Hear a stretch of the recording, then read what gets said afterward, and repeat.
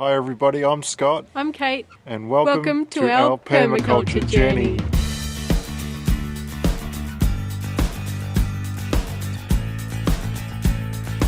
Welcome to Dimboola Market.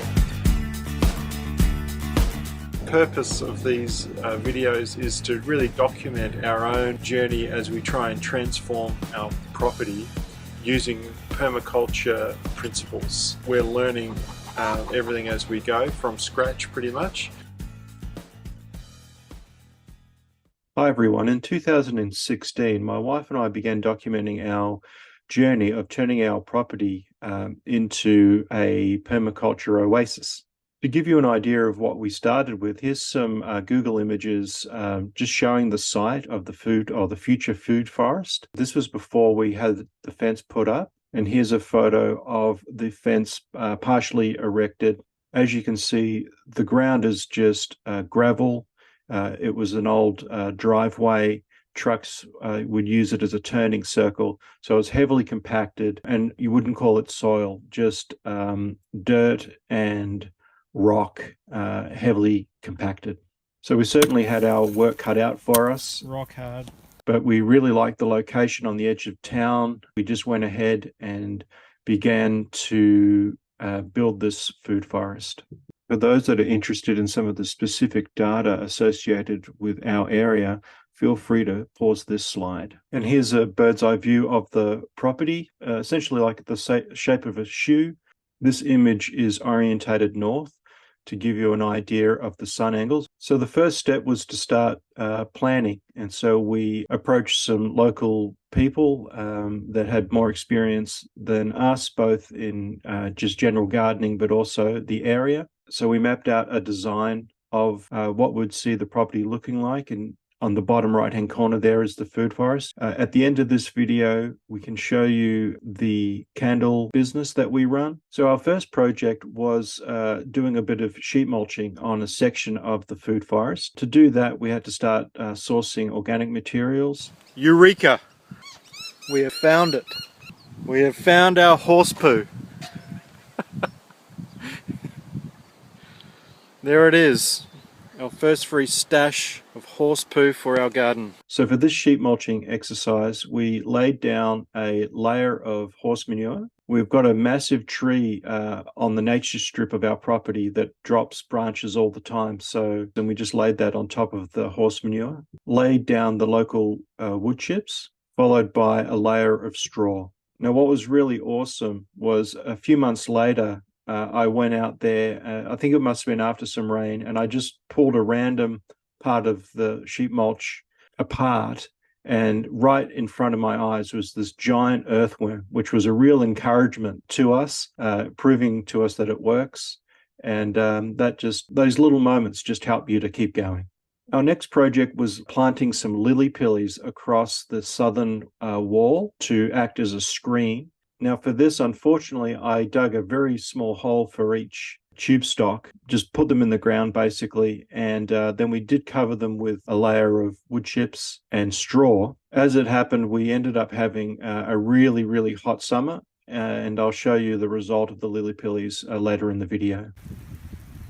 Probably the most amazing rainbow I've ever seen, and it's a double. The property has a slight lean from the right to the left, so when it would rain, the water would just sheet off this property onto the nature strip. Did my best using an A-frame that I put together to map out some contour areas for digging out. Adding these swales was our way of trying to capture that water. Well, this is the first decent rainfall we've had in a while, and the partial first mini swale is nicely filling, and the top mini swale is also filling with water, so we're having some success. As well as later in the video, I'll show you the water harvesting system that we set up to capture and infiltrate as much water into this area as possible. So we eventually had the rest of the fence completed, enclosing the food forest. And unfortunately, we couldn't save the Lilypillies. And so it was a fail, but it certainly helped us to learn from the experience. But as you can see in this photo, the Tagasasty, I think I'm saying that right. I just call them taggies. But you can see it's green and not having a problem at all. So that allowed us to have confidence that the taggies would be a great pioneer species to plant to start to build the nitrogen, break up the soil underneath, and start to build shade. And as you can see in some of these photos, the pioneer trees are growing in size, and it's nice to see some green in what was once a bit of a wasteland. At the end of 2019, we put a 22,500 litre tank on the southern end of the property right next to the food forest. I also repositioned a 1,500 litre tank on the west side of our property that can fill up quite easily.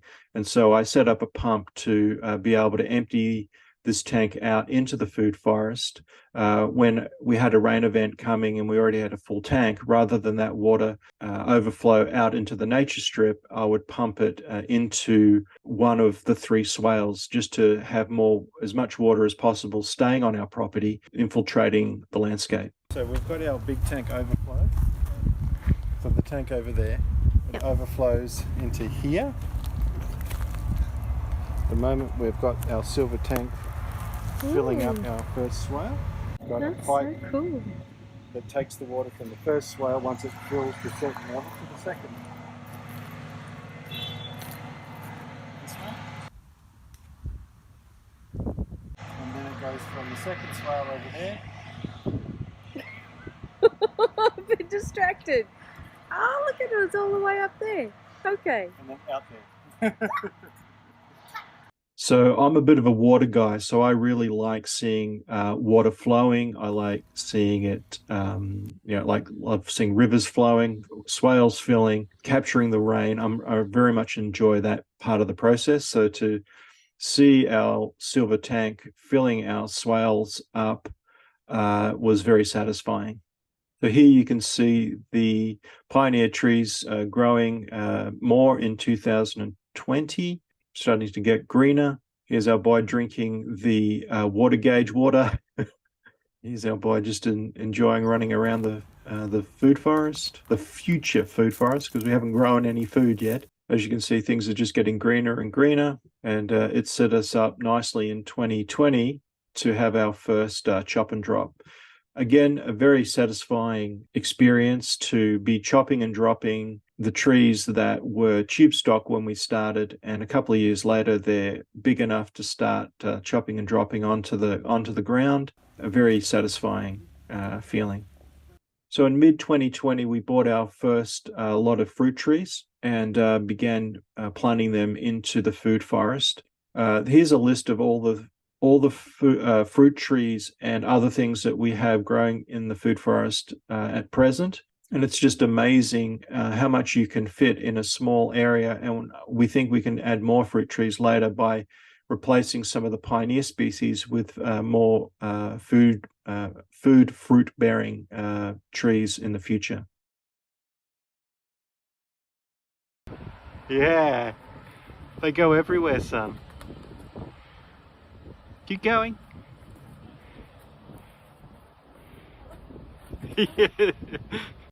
Each year we get mushrooms growing on the ground, and again, just evidence that we're doing something right.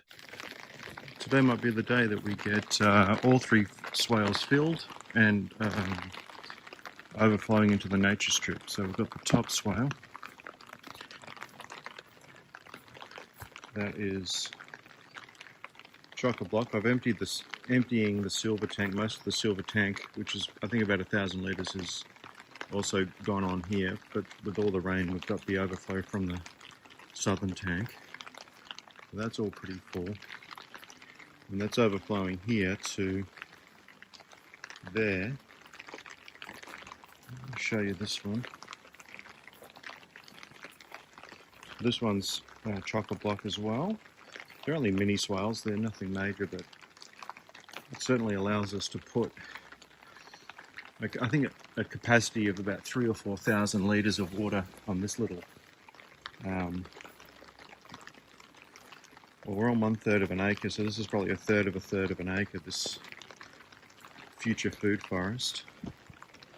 So that's where it's coming out of, from up there, and once it fills, it comes out, it empties here in that pipe there. So this is completely full,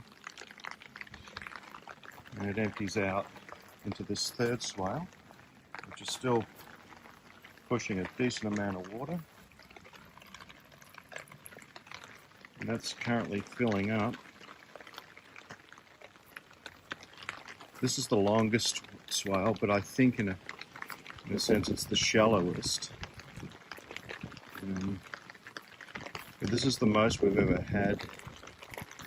We've had rain all night. We've had about 20 mils of rain.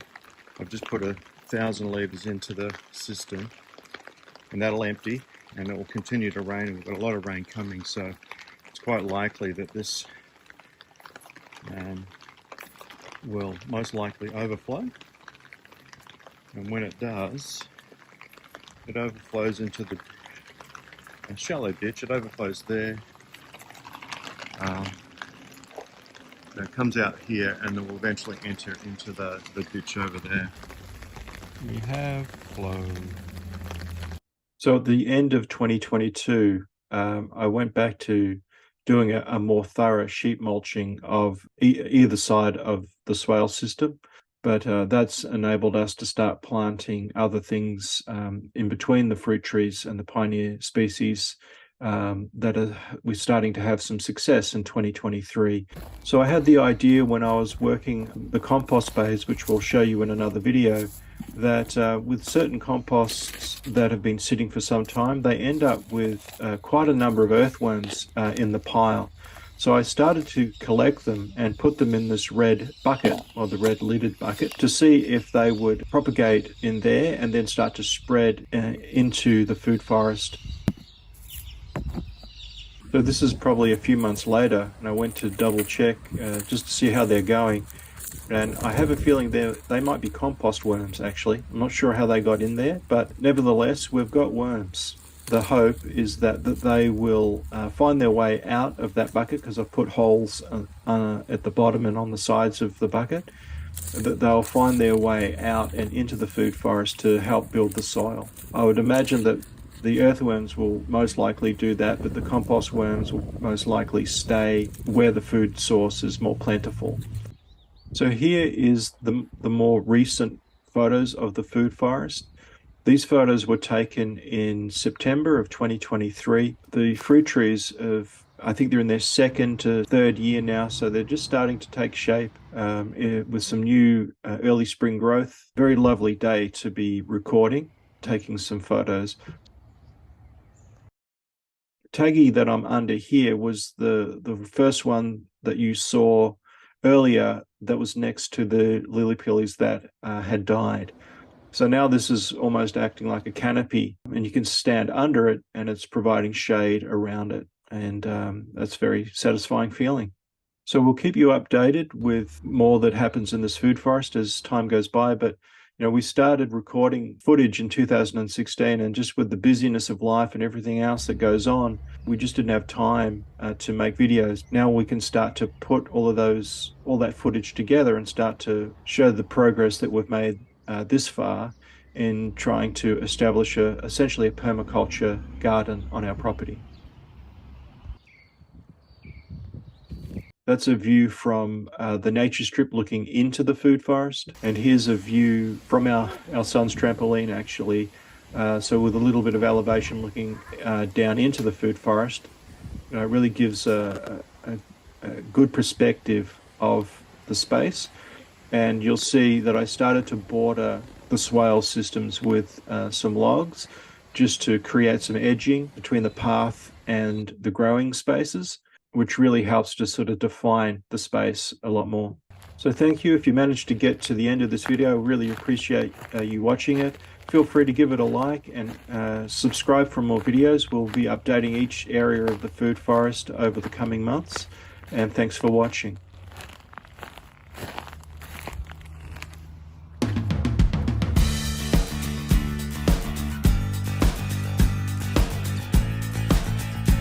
Good morning. Welcome to Dimboola Market. Come on down before you head to the footy.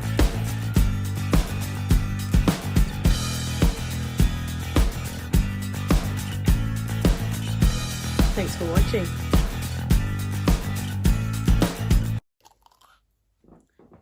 There's a Christmas tree.